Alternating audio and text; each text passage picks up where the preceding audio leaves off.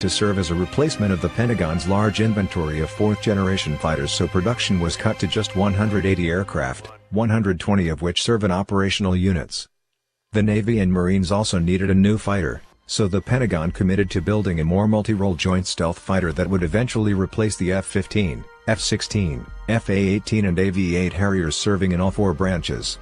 The last time an inter-service fighter bomber was pursued, it didn't work out. But Lockheed and Boeing both gave their best shot anyway, and the former won the competition. The JSF was supposed to be a more affordable stealth fighter that could also be marketed to friendly nations, unlike the Raptor.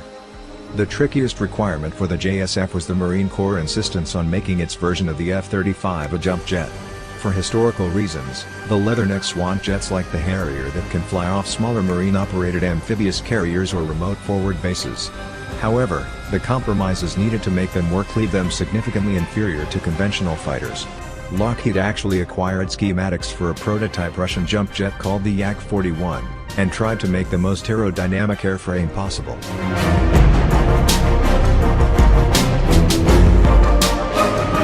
To cut a long story short, the additional weight and bulkier fuselage necessary to make the F-35B jump jet version left all variants of the F-35 saddled with performance thresholds that are objectively inferior to the fourth-generation fighters it is intended to replace. The F-35 has a maximum speed of Mach 1.6, compared to Mach 2 to 2.5 for the F-16 and F-15, respectively. Its service ceiling is 50,000 feet, compared to 60,000 for the other models. In 2015, the Air Force tested the F-35 in a short-range dogfight with an F-16D mounting external fuel tanks, and the test pilot complained that it was simply outturned and less energy efficient than its more agile opponent. This critique doesn't mean that the F-35 is a terrible plane. In one post, scrolled down for English, a Norwegian F-35 pilot praises its ability to maintain high angles of attack. Nonetheless, the Lightning remains less kinematically optimized for air-to-air combat than most fourth-generation fighters. The Air Force and Lockheed, however, insist that the F-35 isn't meant to engage in a within-visual range dogfight in the first place. After all, low observable aircraft are stealthier when they are more distant from adversaries, and new beyond visual range missiles like the AIM-120D or British Meteor that can strike enemies up to 100 miles away potentially allow an F-35 to sneak up on enemy aircraft and engage them with missiles without having to get close.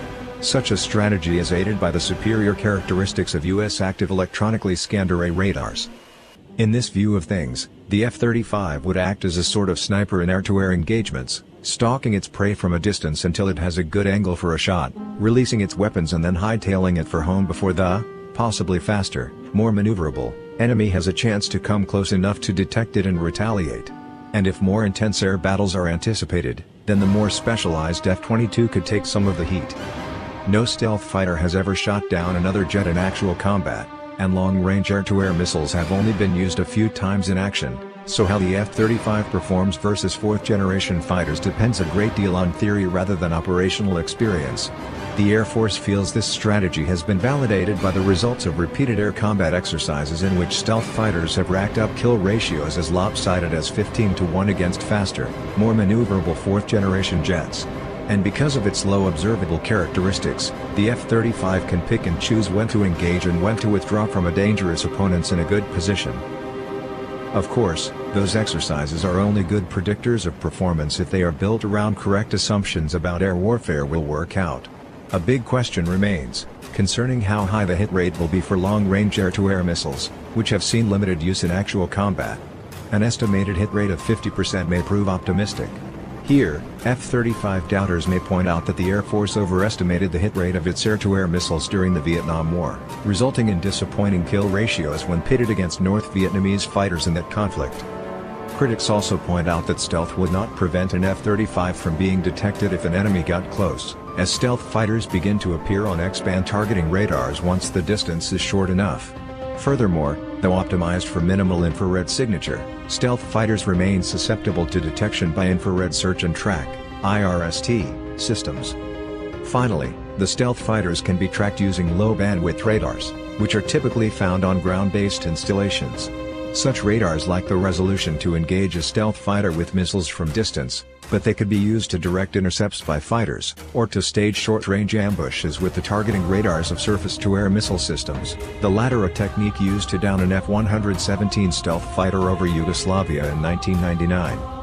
Another tactic could be to overwhelm stealth fighters with a swarm of lower-cost jets, accepting some losses while charging into the short-range envelope the F-35 is vulnerable in, a tactic that caused the defeat of F-35s by inferior Chinese jets in a RAND Corporation simulation.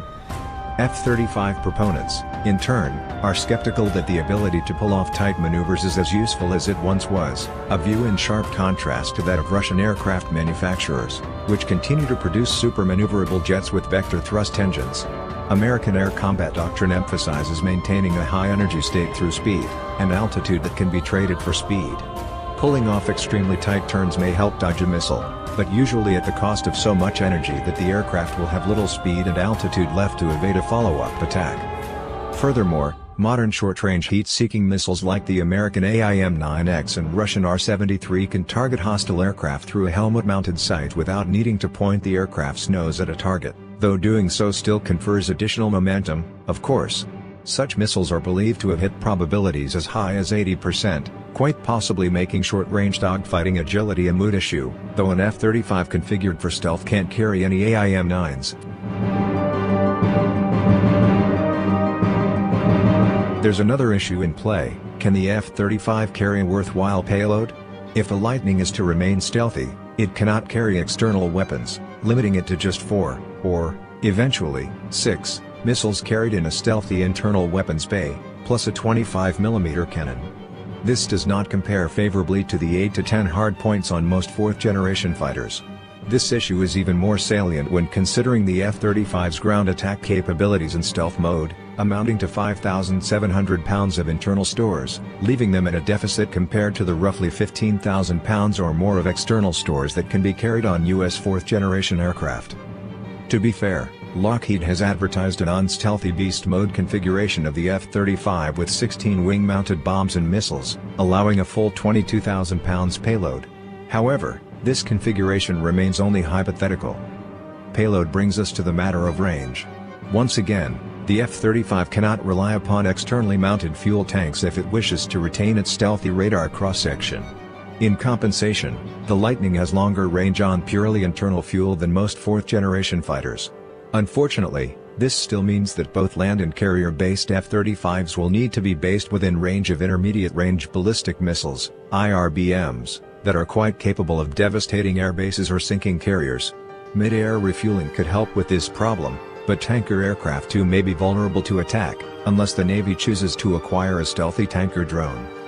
The Pentagon remains optimistic about the F-35's ground attack capabilities for a simple reason: they believe the F-35 will give it a convenient tool for penetrating to be one of the greatest boondoggles in recent military purchasing history. The Pentagon is trying to argue that just because taxpayers have flushed more than $100 billion down the proverbial toilet so far, we must continue to throw billions more down that same toilet. That violates the most elementary financial principles of capital budgeting, which is the method companies and governments use to decide on investments. So-called sunk costs, the money already paid on a project, should never be a factor in investment decisions. Rather, spending should be based on how it will add value in the future. Keeping the F-35 program alive is not only a gross waste in itself, its funding could be spent on defense programs that are really useful and needed for national defense, such as anti-drone systems to defend US troops. Part of the enormous cost has come as a result of an effort to share aircraft design and replacement parts across different branches of the military. In 2013, a study by the RAND Corporation found that it would have been cheaper if the Air Force, Marine Corps and Navy had simply designed and developed separate and more specialized aircraft to meet their specific operational requirements. The company building the F-35 has made grand claims.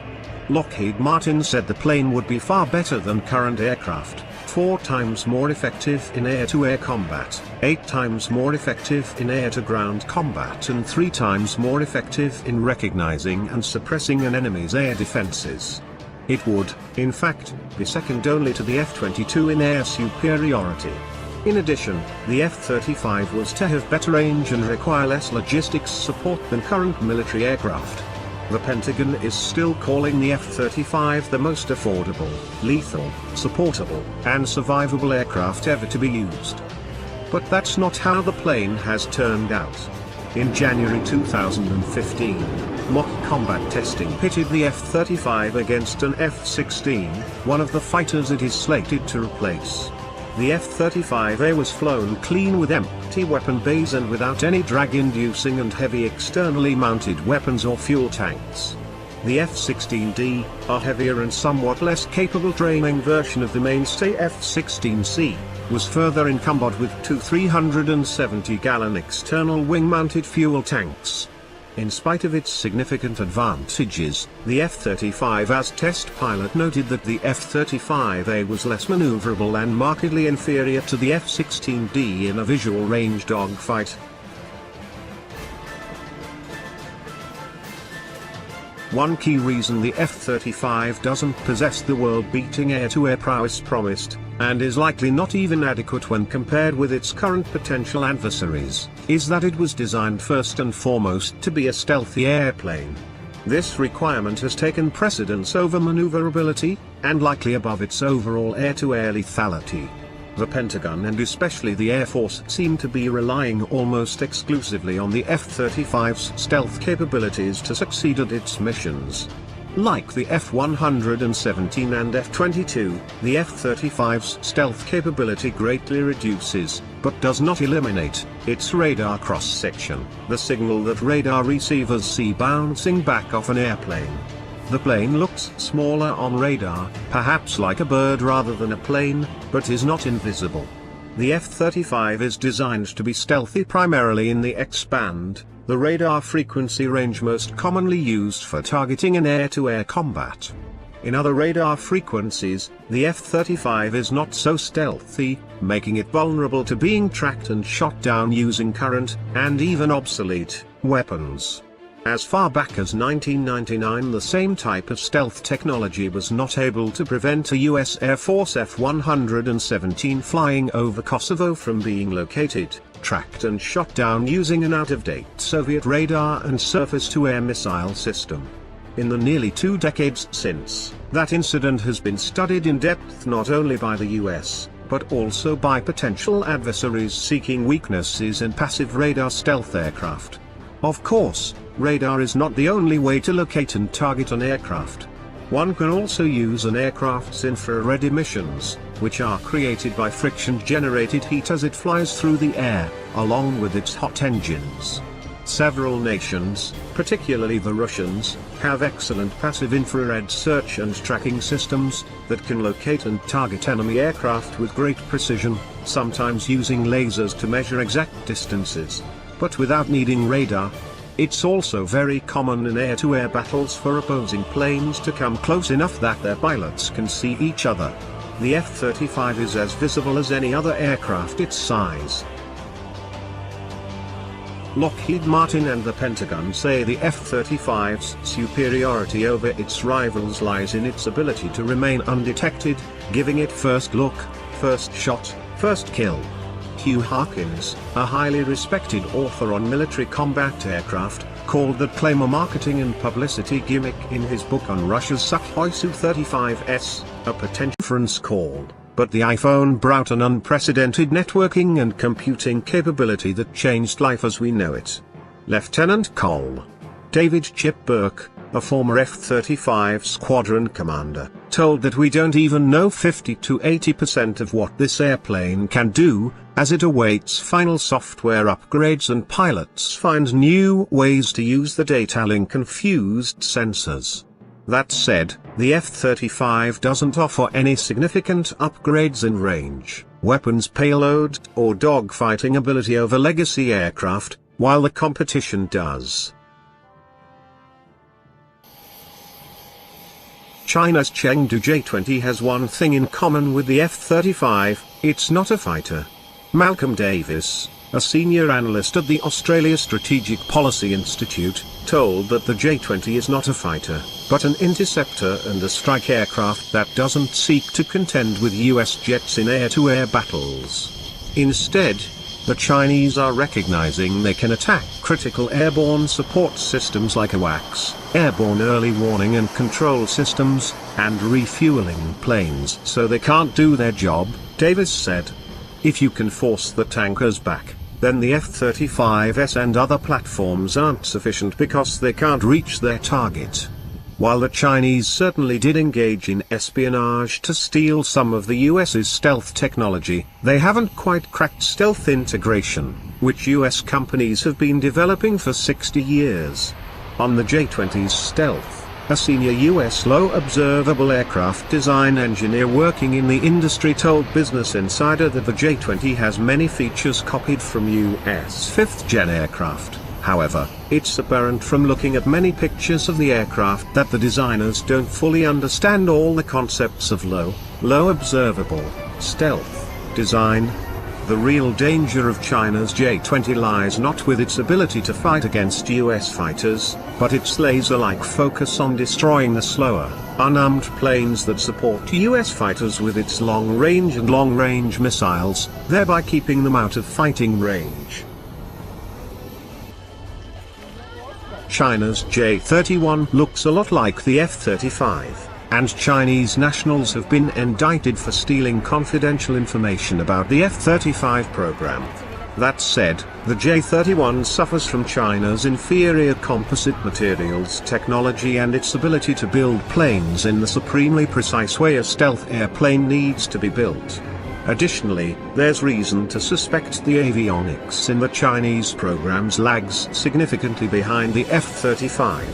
But the J-31, like the J-20, still poses a significant threat because China has developed long-range missiles, which combined with their ground-based radars, and radar sites in the South China Sea, could potentially pick off US stealth aircraft before the F-35s and F-22s could fire back. Malcolm Davis told us that the J-31 doesn't just seek to compete with the US militarily, but that the J-31 very clearly is an F-35 competitor in a commercial sense. Nations that weren't invited to participate in the F-35 program may seek to buy China's cheaper and somewhat comparable J-31. A fleet of J-31s in the hands of Iran, for example, could pose a serious threat to US interests abroad.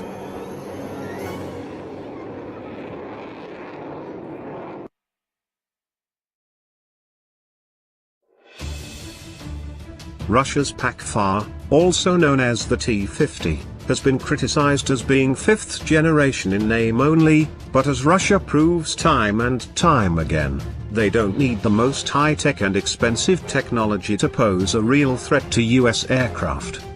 The PAK-4's greatest failure is in the stealth arena.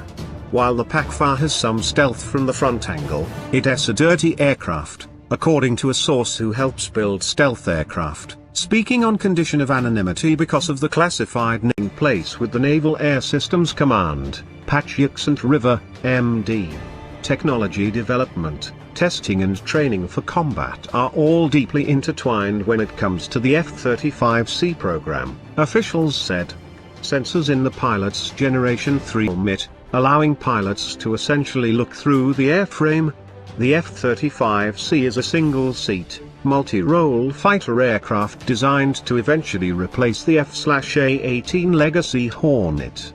The Navy's future aircraft carrier-based air wings will consist of a mix of F-35C, F/A-18E/F Super Hornets, EA-18G Growlers electronic attack aircraft, E-2D Hawkeye battle management and control aircraft, MH-60R/S helicopters and carrier-on-board delivery logistics aircraft such as the Navy Osprey.